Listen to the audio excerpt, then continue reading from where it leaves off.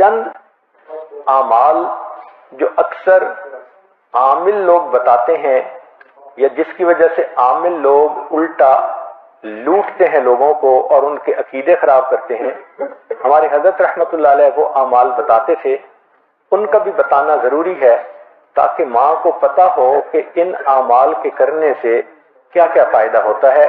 हम जहाँ जिस्मानी दवाइयों से फायदा उठाएंगे वहाँ कुरान के इन आमाल से भी फायदा उठाएं।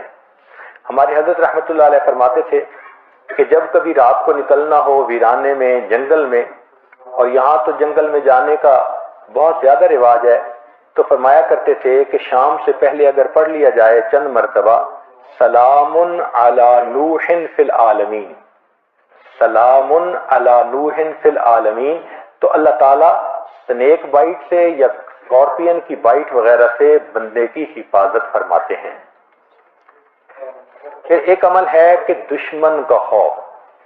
फर्ज करो बच्चे को किसी बंदे से डर लगता है, या आप सफर में जा रही हैं और आपने एयरपोर्ट से जाना है, तो कई मर्तबा पुलिस का डर और इमिग्रेशन का डर, कस्टम का डर, ये या किसी हाकिम का डर, तो किसी भी बंदे का डर अगर हो तो हमारे हजरत रहमतुल्लाह फरमाते थे कि कुरान मजीद की आयत है सूरह यासीन में, वजअलना मिन बैनि ऐदीहिम सद्दन व मिन खल्फिहिम सद्दन फअग़शयनाहुम फहुम ला युबसिरून।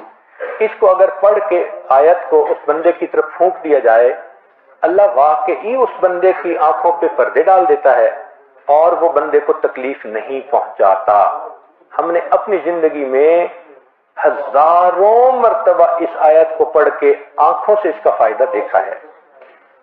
एक है बच्चे को नजर लग जाती है, इसको नजरे बद कहते हैं, ये लोगों को भी लग सकती है, और हमारा तजर्बा यह है कि सबसे ज्यादा नजर बच्चे को माँ बाप की लगती है, क्योंकि वो खुद उसको प्यार मोहब्बत से देखते हैं, तो नजर तो असर करती है, अल-आइनु हक़्क़ुन। तो अब इसके लिए किसी के पास जाने की जरूरत नहीं।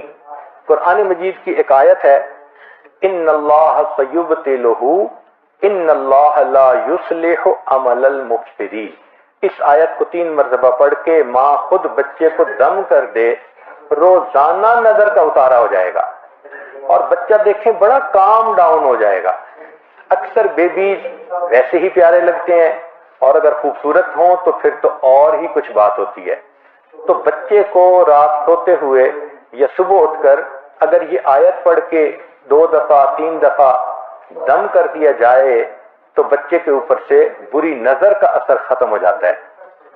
एक है कि पढ़ने वाले बच्चे स्कूल में अच्छा परफॉर्म करें, अच्छे नंबर लें, ग्रेड अच्छे लें, उनको जो चीजें याद करें वो याद हो जाएं। उसके लिए कुरान मजीद में अलम नशरह लका सदरक एक सूरत है, वो बच्चे को याद करवा दें अगर बच्चा इस उम्र का है।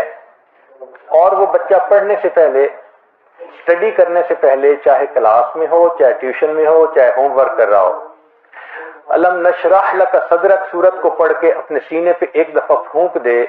हमने देखा है कि बच्चे की यादाश्त में बहुत अमेजिंग फर्क आ जाता है।